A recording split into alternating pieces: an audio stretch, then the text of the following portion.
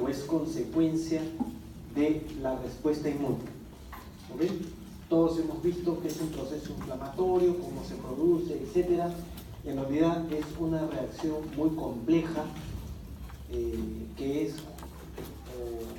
sucede luego de una noxa, de un trastorno en el tejido, de destrucción celular, etc. Y que esto puede conllevar la inflamación a un daño celular.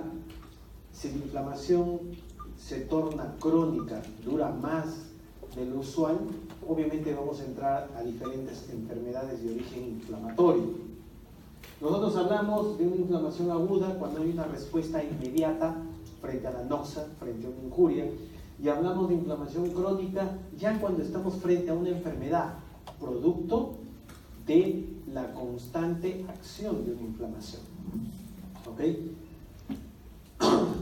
Por ejemplo, una simple lumbalgia, un dolor lumbar, ¿ok? Empieza con un proceso inflamatorio. Obviamente el proceso inflamatorio va a generar dolor, porque se van a generar sustancias que tienen que ver con el dolor, sustancias vasoactivas, etc. Entonces una simple lumbalgia va a tener un componente inflamatorio inicial. Si este componente inflamatorio inicial continúa, vamos a estar frente a una inflamación de tipo crónica y que va a resultar no como consecuencia de algún trastorno osteoarticular, por ejemplo, que va a durar pues muchos años o quizás toda la vida. Entonces son dos panoramas que nosotros debemos distinguir, porque frente a una inflamación común y corriente, por ejemplo, como una lumbalgia, alguien se levanta de la cama con un dolor lumbar, ¿no? Se toca la espalda baja y le duele, ¿qué hace? ¿Nada? Se estira. ¿Qué conejo que sacan? ¿Qué cosas? ¿Qué cosas? Oíste ya, déjate vaina. Ya. ¿Qué hace? Una pastilla. ¿Qué cosa toma? ¿Ah? ¿Dibrolax? Miorelax. ¿Por qué un relajante muscular? Y si se inflama, ¿das un relajante muscular cuando es una inflamación? Ajá. ¿Qué darían? Un antiinflamatorio. Obvio, si hay una inflamación y molesta, hay que darle un antiinflamatorio. Pero si no vamos, por ejemplo, todo el día, están con la pastilla 2 veces, 3 veces al día, siguen con inflamación, segundo día, siguen con inflamación, tercer día, siguen con inflamación, algo está pasando. ¿Ok? Hay una causa que origina esa inflamación. Mientras no tratemos la causa, la inflamación va a continuar y eso puede tender a la cronicidad. ¿De acuerdo? O sea, no hay que dejar las cosas por mucho tiempo, porque una inflamación, si esto pasa, te tomas un antiinflamatorio y ok, en 1 hora te pasó, fue algo banal, es una inflamación local, etc., ¿no? Pero si esto ya se torna más engorroso, dura varios días, despierta mayor dolor, hay incapacidad, obviamente hay que ver cuál es el origen. Y la inflamación tiene un ciclo evolutivo. ¿Ok? La inflamación tiene un ciclo evolutivo. En la inflamación siempre vamos a ver calor. O sea, la zona que se inflama, si ustedes se tocan la espalda baja, o por ejemplo, o tienen inflamada una rodilla, ¿no? Van a ver que está caliente. Hay aumento de temperatura. Un signo cardinal de inflamación. Después hay rubor. Rubor es, está enrojecida la zona. La zona de la inflamación está caliente, está enrojecida. Hay tumefacción, o sea, está hinchado. Hay aumento del volumen. Ya tenemos calor, tenemos rubor y tenemos tumefacción. Y si lo tocan, duele. Ya tenemos dolor. ¿Ok? Generalmente siempre vemos en toda inflamación calor, rubor, tumefacción y dolor. Y a eso se suma un quinto elemento: la pérdida o disminución de la función. Obviamente, si ustedes tienen lesionada una rodilla y tiene todos estos signos, está caliente, está rojo, está hinchado y duele, no van a poder mover bien. completa incompletamente, pero no lo van a poder mover bien. Entonces, esa es pérdida o disminución de la función. Son 5 componentes básicos en un proceso inflamatorio. Muy bien, ustedes tienen una injuria simple, por ejemplo, un pinchazo, un corte, etcétera, de la piel, daña la piel, obviamente introduce elementos tóxicos, elementos infecciosos, y va a haber una reacción, obviamente, frente a los elementos que se han introducido con esa noxa, con esa injuria. Obviamente, elementos vasculares, células del torrente circulatorio van a migrar hacia el lugar donde se va a producir esa noxa y van a secretar citoquinas, sustancias vasoactivas, histaminas, prostaglandinas, etc. Y todo este lugar de interacción entre los elementos del sistema inmune y los elementos agresores, toda esta zona se convierte en una zona inflamatoria.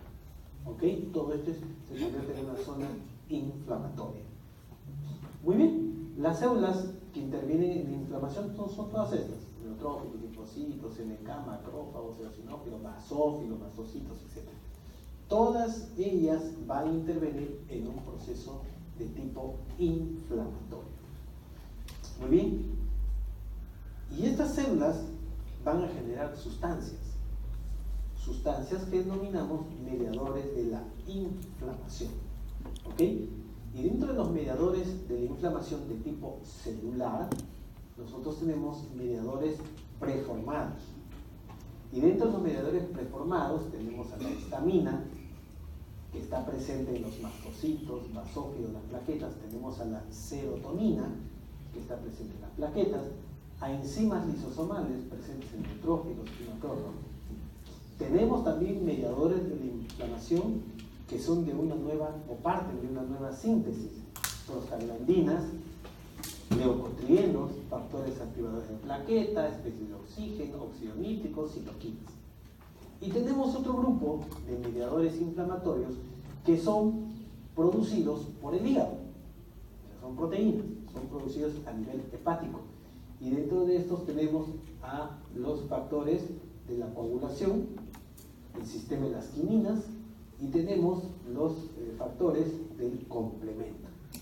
¿Ok? Entonces tenemos complemento y coagulación, que dependen del hígado. A estos lo denominamos, a todas estas sustancias denominamos mediadores de la inflamación. O sea, van a estar presentes durante la inflamación. Son los que nos van a producir todos esos elementos: calor, rubor, dolor. Todos esos son producidos por estos mediadores de la inflamación. ¿De acuerdo? Son las sustancias involucradas. Entonces, ya tenemos células involucradas en la inflamación y mediadores químicos, o sustancias vasoactivas, químicas, que son mediadores de la inflamación. Muy bien. Por ejemplo, la histamina, ¿ok? Que está presente en los basófilos, en los mastocitos, etc. ¿Qué es lo que me va a producir en el lugar de la inflamación la histamina? Vasodilatación. O sea, va a dilatar, va a abrir, va a extender los vasos sanguíneos. Eso quiere decir que va a aumentar la permeabilidad. Y si aumenta la permeabilidad, lo que vamos a tener en el lugar de inflamación es más presencia de células inflamatorias, polimorfonucleares, etcétera, todo lo que hemos visto. Obviamente, las primeras células que llegan producen esto, la histamina, vasodilatación, llegan más células y cada vez llegan más y más. La serotonina está presente en las plaquetas. ¿Qué es lo que me va a dar la serotonina? También vasodilatación, también aumento de la permeabilidad, pero está involucrado en el dolor. ¿Ok? La serotonina, por eso me duele. ¿Ok? Por eso me va a doler. Esos son los patrones, esos son los componentes de inflamación. ¿Sí? Es porque hay serotonina. ¿Ok? Prostaglandinas, que está presente en los leucocitos y también en los mastocitos. También va a ocasionarme las prostaglandinas vasodilatación, ¿no? Y también dolor. Y también fiebre o aumento de la temperatura, calor. Entonces también esto es otro mediador de la inflamación que está íntimamente relacionado con los signos de la inflamación, ¿no? Y así sucesivamente todas estas sustancias que ustedes ven presentes en las diferentes células o componentes sanguíneos son los que van a tener una acción o una participación en cada uno de los signos inflamatorios que hemos visto. ¿Ok? Muy bien. Obviamente cuando hay ruptura, ¿no es cierto? Hay una injuria por un corte, por lo que sea, hay destrucción celular, destrucción de tejido, se rompe la membrana celular. ¿Y qué es lo que va a liberar la membrana celular? Ácido micólico. ¿Cómo se hace micólico? Esa es microbiología, otro curso, fue ayer. Ácido araquidónico, ¿ok? Ácido araquidónico. Y ese ácido araquidónico que quedó libre, ¿no? O sea, acá está la membrana celular por acción de unas fosfolipasas, la desdoblan y liberan el ácido araquidónico, y el ácido araquidónico que queda libre puede sufrir la acción de dos enzimas. El ácido araquidónico puede sufrir la acción de la ciclooxigenasa por un lado, viene la ciclooxigenasa y desdoble el ácido araquidónico en prostaglandinas. Y las prostaglandinas le van a causar, dependiendo del tipo de prostaglandina, puede ser prostaglandina, prostaciclina, tromboxano, etc., le va a causar vasodilatación o también le va a causar vasoconstricción. Por ejemplo, si tengo una prostaciclina, le va a causar vasodilatación, pero si yo genero un tromboxano, lo contrario, vasoconstricción.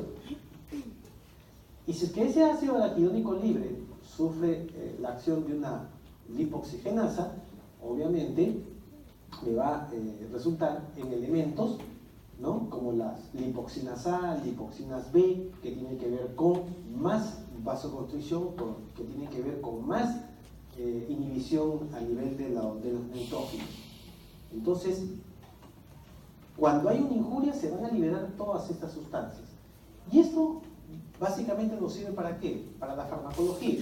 Porque cuando ustedes ven la farmacología de la inflamación, lo que ustedes van a usar es lo que usan constantemente cuando tienen una inflamación, una simple inflamación. Me han dicho un antiinflamatorio. Ejemplo de un antiinflamatorio, diclofenaco, por ejemplo.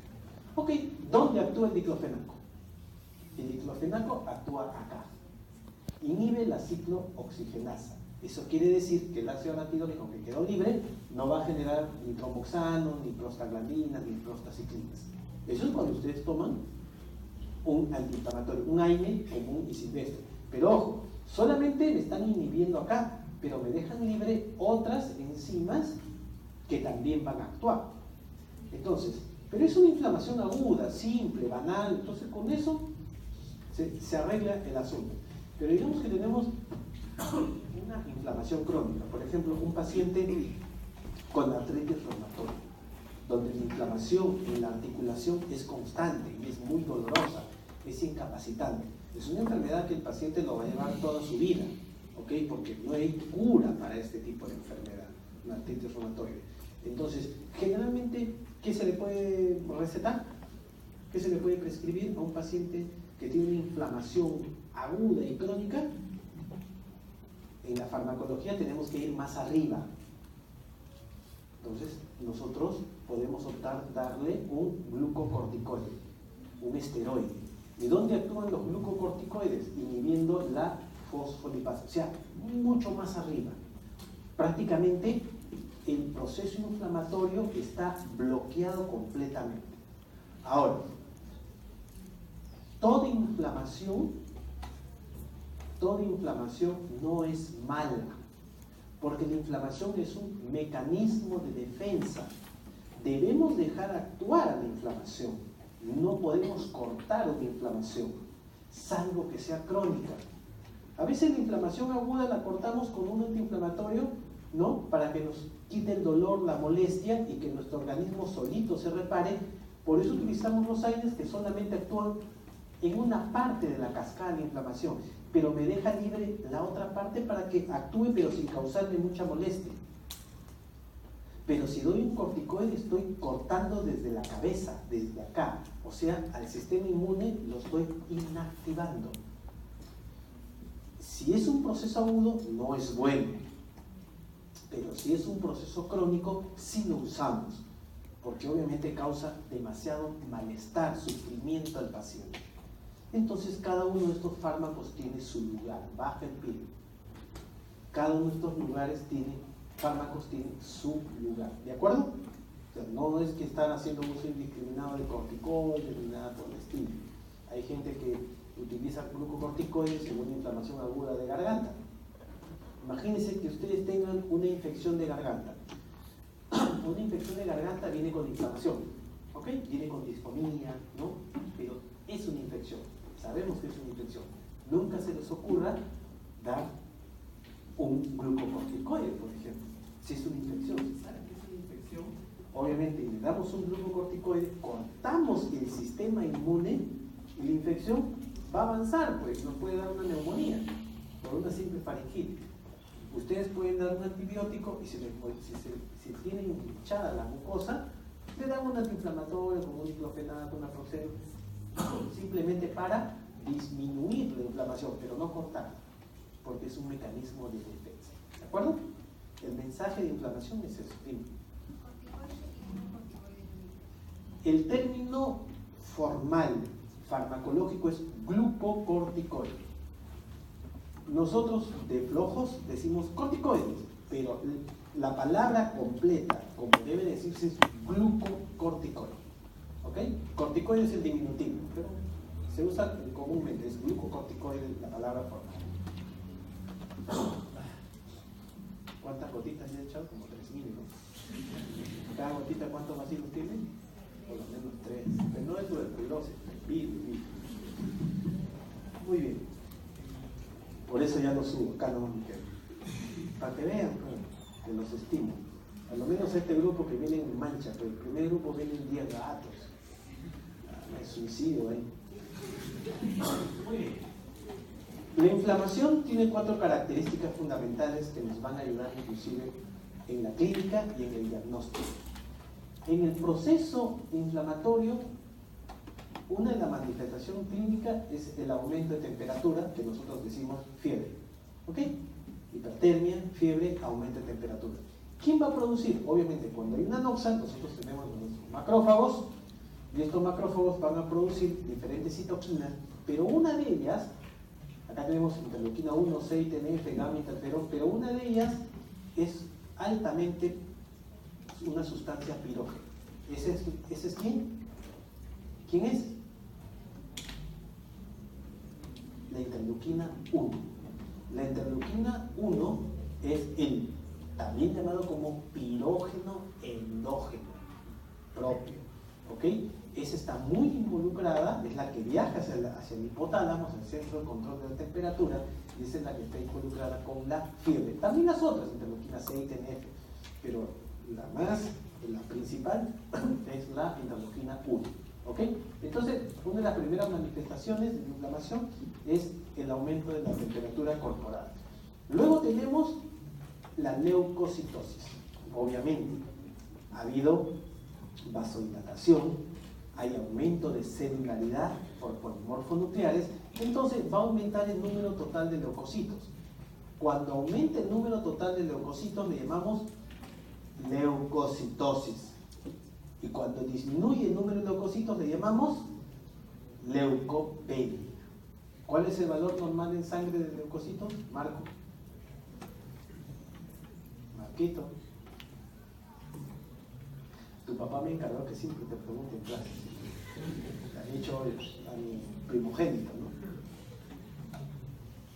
Y claro, no te reconoció, pero eres el primogénito. No te preocupes. A ver, ¿cuál es el valor normal en un hemograma de leucocitos? ¿Cuánto es? No, esto está en litros, pero el valor normal que vamos a encontrar por milímetro cúbico. ¿Ah? ¿3.000? ¿Ah? ¿90.000? ¿Entre 1.000? ¡Habla pues! Habla como macho. No pues, eso no pues. Ya, es lo más como entre 5.000 a 10.000 por milímetro cúbico. Eso quiere decir, si nosotros tenemos valores por encima de 10.000, 15.000, 20.000, leucocitosis. Si tenemos valores como 2000, 3000, en la fórmula general, leucopenia. Ya después, neutrófilo, cada uno tiene su porcentaje, también hay neutrofilia, neutropenia, eosinofilia, eosinopenia, ¿no? Es el segundo. El tercero, la tercera manifestación, hay aumento de los reactantes de fase aguda en sangre. Reactantes de fase aguda. Ok, ustedes se acuerdan, ¿no? Del macrófago que secretó interleuquina 1, 6 y TNF. Estos que van a estar involucrados con la fiebre y la leucocitosis. Pero, sobre todo, también estas citoquinas estimulan al hígado. Estas citoquinas estimulan al hígado para que fabrique sustancias que denominamos reactantes de fase aguda, que son proteínas, o proteínas de fase aguda. La principal, digamos que la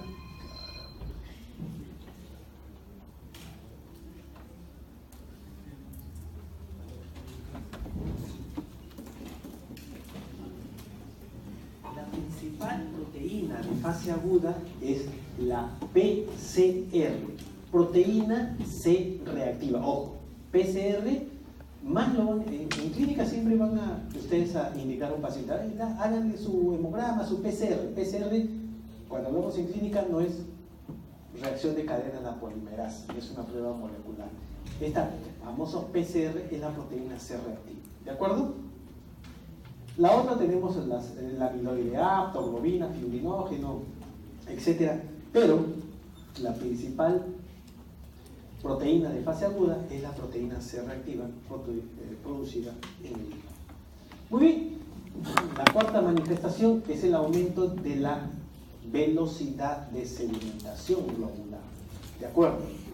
Yo tomo sangre, ¿ok?, a un paciente, lo pongo en un tubo, y si ese tubo lo dejo ahí simple, lo que va a suceder es que los glóbulos rojos, conforme pasa el tiempo, sedimentan, caen al fondo, ¿de acuerdo? Entonces se va a formar una columna de glóbulos rojos y lo que queda, el sobrenadante, el líquido transparente o amarillento, es el plasma. ¿Ok? Yo a esto le hago una prueba de laboratorio. Este proceso es una prueba de laboratorio que llamo velocidad de sedimentación globular. Es la capacidad o la velocidad que en una hora esta columna, cuántos milímetros va a disminuir, ¿ok?, de sangre total. Acá está la sangre total, pero con el tiempo esto va a caer, ¿no? Como esto, ¿no? Va sedimentando los glóbulos rojos. Entonces, yo tengo, según la técnica, hay varias técnicas, yo voy a tener el descenso en la columna, es de 0 a 10 milímetros, esto es el valor normal. Si desciende demasiado, por ejemplo, en una hora, con esta prueba, un varón tiene 25 milímetros, tiene una velocidad de sedimentación globular acelerada, o sea, hay un proceso inflamatorio. ¿De acuerdo? ¿Por qué? Porque va a dominar en suero, vamos a encontrar reactantes de fase aguda, proteína C reactiva, vamos a encontrar mayor capa de leucocito que de glóbulos rojos. Es por eso que la velocidad de sedimentación globular está aumentada en las reacciones inflamatorias. Muy bien, entonces son 4 las fases del proceso inflamatorio: el daño tisular propiamente dicho, la vasodilatación y el aumento de la permeabilidad vascular, la leucocitosis y migración de los fagocitos y macrófagos, y luego de que ha terminado el proceso inflamatorio entra al proceso fase de reparación tisular.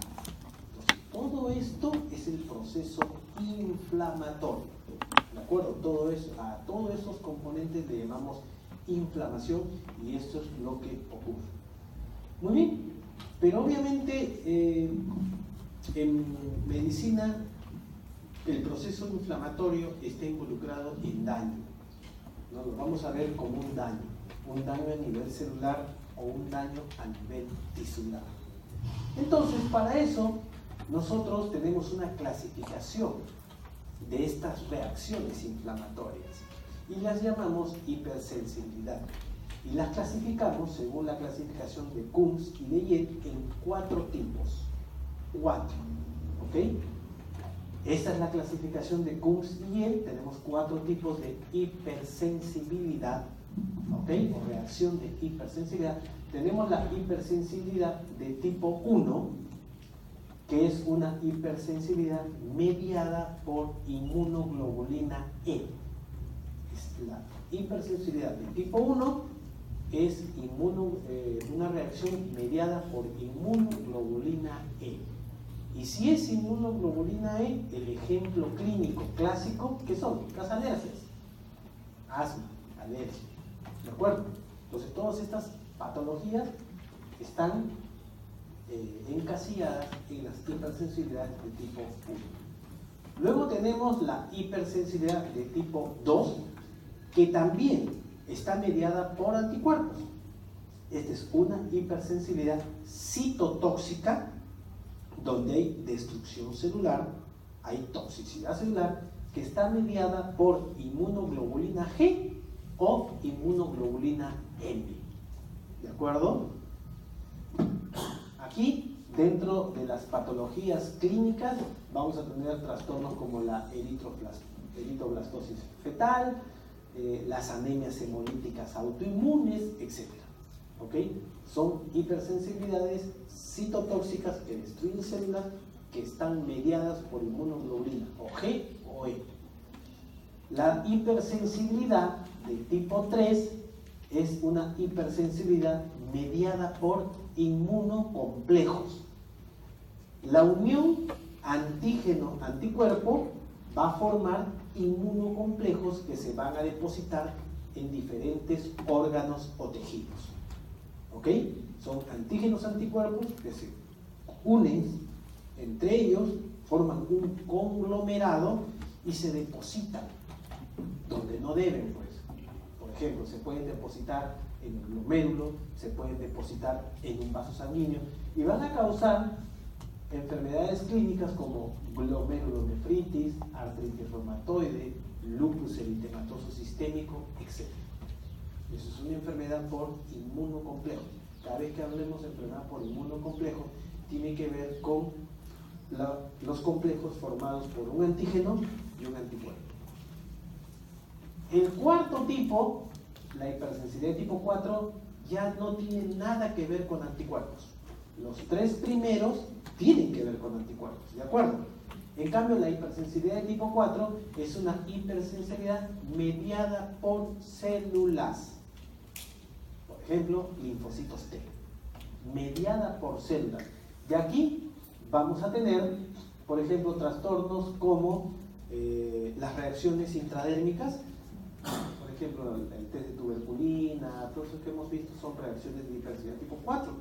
O los rechazos en el trasplante de un órgano, también es una hipersensibilidad de tipo 4. Aquí no tiene que haber anticuerpo, aquí es exclusivamente celular. ¿De acuerdo? Brevemente vamos a desarrollar cada uno de ellos. Ahora, todas las enfermedades, por lo general, hace muchos años, cuando no le encontrábamos una causa, un origen, a estas enfermedades que no tienen origen le decimos de origen idiopático. ¿No es cierto? No tienen un origen, es idiopático. Pero nosotros en la actualidad sí sabemos el origen. Cada una de estas enfermedades en cada uno de los individuos, ¿no?, se presentan con una predisposición genética. Ya nosotros identificamos el locus, identificamos el cromosoma que está relacionado con la enfermedad. Por ejemplo, aquí deben haber varios de ustedes. ¿Quiénes tienen asma? Asma. No, nadie un poquito. ¿Tienes o no tienes? Es así. No existe el asma libre. Tienes asmático y se acabó. No, yo tengo moderado. No existe esa tontería. Miren, todos los que tienen asma tienen el gen alterado, por ejemplo, en el cromosoma 2, cromosoma 4, cromosoma 5, cromosoma 6, cromosoma 11, cromosoma 13, 16, 20. Se están fregados, ¿no? Pero, ok, está bien. Si hay otras personas que tienen dermatitis atópica, que por ejemplo, ¿no? Bueno, las damas sufren de dermatitis atópica, ellas sí siempre sufren de dermatitis atópica. ¿Sabes por qué? Marquito, ¿sabes por qué la mujer siempre la toca? Si tú a una mujer, a una dama, cuando le obsequias una joya, la joya tiene que ser de calidad, pues, de oro, plata, Swarovski, no sé, pero no le vas a comprar esos bambas. ¿Por qué? Porque hacen reacción en la piel, hacen una dermatitis de contacto, hacen una reacción de hipersensibilidad tipo 4. Entonces, cuando ustedes a su pareja le regalen un aretito o algo así y hace una dermatitis, no le voy a decir, oye, no, ¿qué pasa? Usted acaba de desarrollar una hipersensibilidad tipo 4. Así que, discúlpame, permíteme que te cambie la joya. Y ya pues gastas un poco más y le compras pues una joya fina. Porque la mujer reacciona a lo bamba. Reacciona a lo bamba. Entonces tienen que regalarle cosas que no desencadenen una hipersensibilidad de tipo 4. ¿De acuerdo? Eso pasa, en serio, las mujeres son bien sensibles, sufren de... ¿Por qué?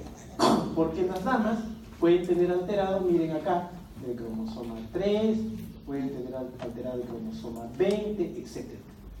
Pero nosotros, multirraza, tenemos, por ejemplo, en el cromosoma 6 vamos a tener personas que tienen trastornos de asma y que también tienen trastornos de enfermedades autoinmunes, superpuestos prácticamente en el mismo cromosoma. Entonces, las personas, todos nosotros, tenemos una predisposición muy amplia a diferentes enfermedades. El problema es cuándo lo vamos a desarrollar. Y para eso tiene que haber un desencadenante, un gatillante, un detonante. Mientras no exista eso, no va a pasar. Mientras no estemos en contacto con el antígeno, no va a pasar. Pero en el momento que sí estemos en contacto, esto se va a activar. ¿De acuerdo? Muy bien. Entonces vamos a la primera, que es la más común de todas. La hipersensibilidad inmediata, o esta es la de tipo 1. ¿Está involucrado qué? ¿Inmunoglobulina? Así es. Aquí, por ejemplo, hay un antígeno, ¿ok? Este es capturado por una célula dendrítica, ¿no? Es presentada una célula TH0, este TH0 se activa, el TH1, TH2, etc. Libera, si es TH2, libera interleuquina 4, que transforma los linfocitos B en células plasmáticas, y las células plasmáticas dicen, ok, se ha capturado un antígeno, que para el caso de hipersensibilidad tipo 1, los alergistas le dicen al antígeno alérgeno. ¿Ok? El alérgeno.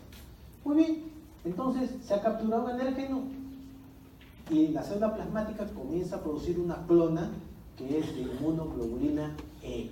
Muy bien, comienza a haber hiperproducción por célula plasmática de inmunoglobulina E, y esta inmunoglobulina E llega y se deposita en la membrana del mastocito. ¿Ok? Ahí se queda, la membrana del mastocito. Eso pasó la primera vez.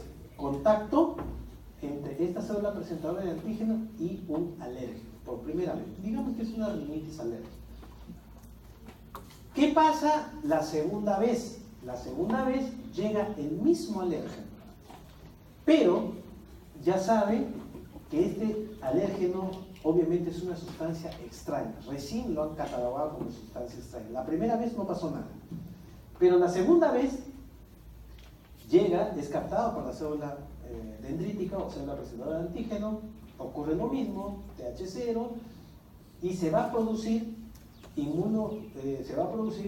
células B que se convierten en células plasmáticas y van a generar inmunoglobulina E, que se va a depositar nuevamente en los mastocitos.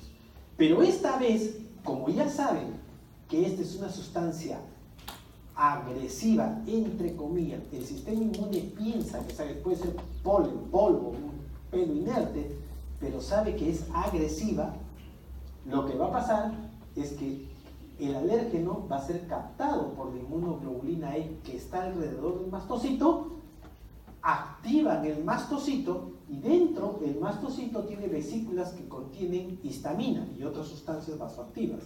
Contiene histamina, y lo que va a pasar es que se va a liberar al medio externo la histamina. Y la histamina es lo que va a causar todos los signos y síntomas de una alergia. ¿De acuerdo? Entonces, una vez que se ha producido esto, nosotros podemos ver que la hipersensibilidad de tipo 1, el mastocito como actor, tiene mediadores importantes. Los mediadores primarios de un mastocito, que entra en contacto con el alérgeno, es la histamina. Pero también hay otras sustancias, proteasas, hidrolasas, factores quimiotácticos, etc. Y esa es en la fase inicial. Pero en la fase tardía tenemos mediadores secundarios. Por ejemplo, el ácido araquidónico, el leucotrieno, citoquinas, prostaglandinas, etc. Pero el principal actor del mastocito, la principal sustancia, es la histamina. Esa es la primera que se va a liberar. Muy bien. Entonces, en la reacción de tipo 1 tenemos la fase inicial o inmediata. Aquí se liberan mediadores primarios. A la cabeza, la histamina. Esto es rápido, muy rápido. Puede empezar a los minutos y vamos a ver dilatación vascular, espasmo del músculo liso y secreción glandular. Por eso, por ejemplo, una rinitis alérgica, ¿qué cosa hay? Se hincha la mucosa, está rojo. ¿Por qué? Porque hay dilatación vascular. Esto lo ha producido la histamina. ¿Qué más hay? Aumento de polimorfonucleares. La histamina actúa sobre glándulas mucosas y secretoras, y lo que hay es secreción. Por eso hay rinorrea. Por eso estamos con toda esa secreción nasal por acción de la histamina. Entonces, todo esto. Y esto dura, desde los primeros minutos y puede durar una hora, un poco más.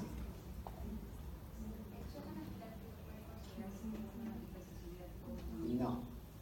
Eso tiene que ver con la siguiente que vamos a ver. ¿Ya? Reacción a medicamentos. La fase tardía, después de 2 horas, se produce la fase tardía y se caracteriza ¿por qué? Porque hay infiltración de eosinófilos, de neutrófilos y de basófilos. ¿De acuerdo? Aquí intervienen los mediadores secundarios de la inflamación. El primario era la histamina. Los secundarios que están acá, los leucotrienos, las prostaglandinas, las citoquinas. Esa es en la segunda fase de la inflamación.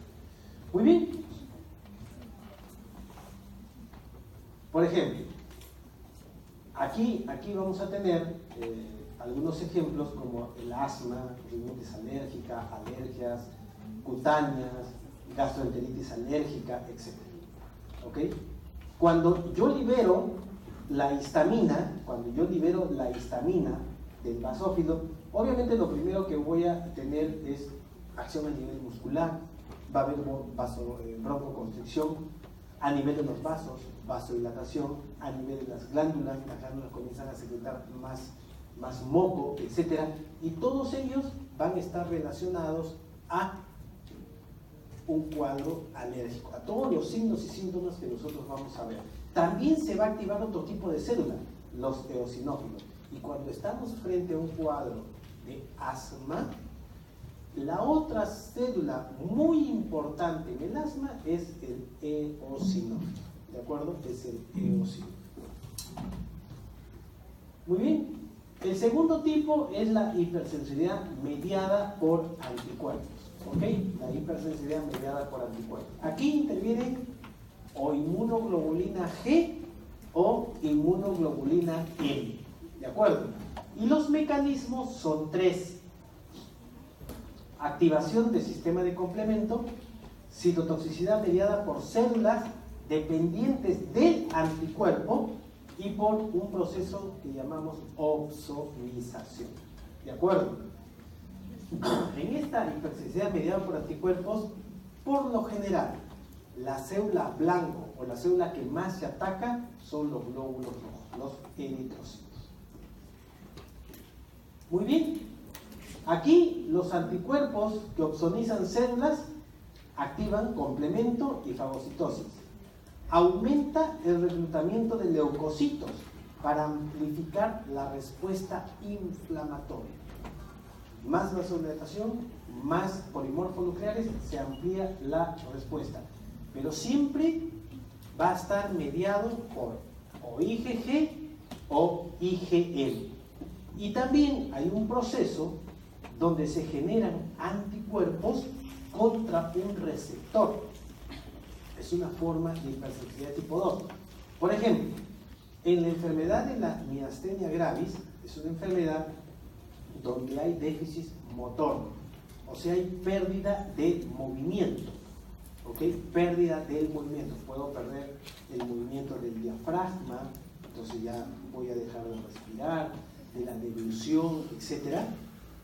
Y lo que sucede es que se van a crear anticuerpos que van a atacar. Nosotros acá tenemos las fibras postsinápticas y el músculo. El músculo va a ofertar, va a expresar receptores para un neurotransmisor que tiene que ver con movimiento, la acetilcolina. ¿De acuerdo? Entonces, en la membrana postsináptica, yo voy a tener las vesículas con acetilcolina que se van a liberar, obviamente, para llegar a su receptor colinérgico y darle movimiento, función al músculo. Pero si hay un anticuerpo que me bloquea el receptor, va a haber acetilcolina, pero no va a encontrar su receptor. Entonces, no va a haber acetilcolina que llegue a su receptor, por lo tanto, no va a haber movimiento muscular. Esa es la inmunopatología de la miastenia gravis. ¿Ok? Y no solamente puedo bloquear ese receptor, puedo bloquear varios receptores. Por ejemplo, otra patología como enfermedades tiroideas, yo bloqueo receptores para la hormona tiroestimulante. O voy a bloquear también en diabetes autoinmune, voy a bloquear receptores para insulina. Entonces se crean anticuerpos, nuestro propio sistema crea anticuerpos contra esos receptores y me van a causar una patología. ¿De acuerdo? Pero el origen es eso. Obviamente, por una simple lógica, la farmacología para estas patologías no tienen ese componente inmunológico. Si yo tengo un anticuerpo que me va a bloquear un receptor, yo voy a crear un medicamento que me bloquee ese anticuerpo. Obvio, ¿no es cierto? Tengo que tenerlo. Puede ser un anticuerpo monoclonal, entonces yo bloqueo ese anticuerpo y yo disminuyo. Lo mismo pasa para cualquier tipo de hipersensibilidad. Algunos ejemplos de estas enfermedades de tipo 2, anemia hemolítica autoinmune, porque obviamente el anticuerpo va a atacar la membrana del eritrocito, púrpura trombocitopénica, el anticuerpo ataca la membrana de las plaquetas, la fiebre reumática aguda, la miastenia gravis que hemos visto, enfermedad de Graves, diabetes insulino resistente. Todas son enfermedades que están enmarcadas en las hipersensibilidades de tipo 2. Las reacciones de hipersensibilidad de tipo 3, que también tiene que ver con anticuerpos. Aquí se forman los famosos inmunocomplejos. ¿Ok? Se forman complejos inmunitarios en tejidos y en sitios específicos y obviamente también va a estar relacionado con enfermedades sistémicas. ¿Ok? Acá yo voy a tener una reacción, antígeno-anticuerpo, se van a unir y estos en su proceso de unión se van a depositar o tienden a depositarse en tejidos, en vasos. ¿Ok? Se tienden a depositar. Y cuando se van a depositar, con el tiempo, estos se van a depositar, por ejemplo, este es un vaso, y van a causar inflamación, una inflamación crónica. ¿Ok? Una inflamación crónica. Y si yo tengo un vaso sanguíneo, ¿no es cierto? Y acá hay depósitos de inmunocomplejos, yo voy a causar una inflamación de vaso que se llama vasculitis. ¿Ok? Una vasculitis. Si voy a actuar a nivel del glomérulo, voy a causar una glomerulonefritis. ¿Okay? O sea, un proceso inflamatorio en el tejido u órgano que está afectado por depósitos de inmunocomplejos. Y sobre estos depósitos de inmunocomplejos se depositan más factores, se depositan plaquetas, otras células muertas, de todo.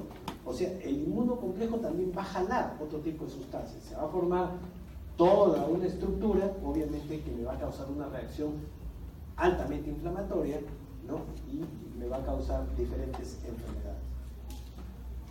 Algunos ejemplos de enfermedades: lupus, Esta es una enfermedad sistémica, porque estos inmunocomplejos se van a depositar en vasos, se van a depositar en pulmón, se van a depositar en el riñón, se van a depositar en las articulaciones, en cualquier órgano tejido. Este es lupus eritematoso. La poliarteritis nodosa, que es una especie de vasculitis, o la glomerulonefritis postestreptocócica, que específicamente hay depósito de los inmunocomplejos a nivel renal. La hipersensibilidad de tipo 4 ya no tiene nada que ver con anticuerpos. Esto es de tipo celular. No tiene nada que ver con anticuerpos. ¿Ok? Entonces, las manifestaciones que se dan en esta hipersensibilidad de tipo 4 pueden generarse después de algunos días. El daño resulta por acción directa y constante de las células inflamatorias y puede, mientras persiste el antígeno, la inflamación va a persistir. ¿Ok? Va a persistir. Esta inflamación puede ser mediada por citoquinas o la inflamación puede ser mediada por citotoxicidad debido a células T. Esta es la que generalmente nosotros vemos. La injuria tisular citotóxica mediada por células tipo T. Entonces, hay dos tipos de hipersensibilidad de tipo 4. La hipersensibilidad retardada, que tiene que ver con CD4, ¿ok?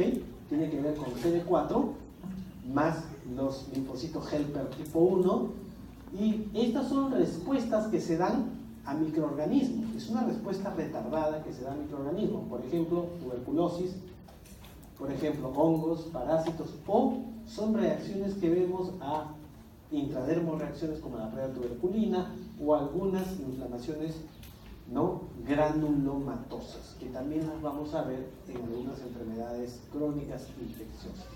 ¿Ok? Esta es la famosa hipersensibilidad retardada. CD4, TH1.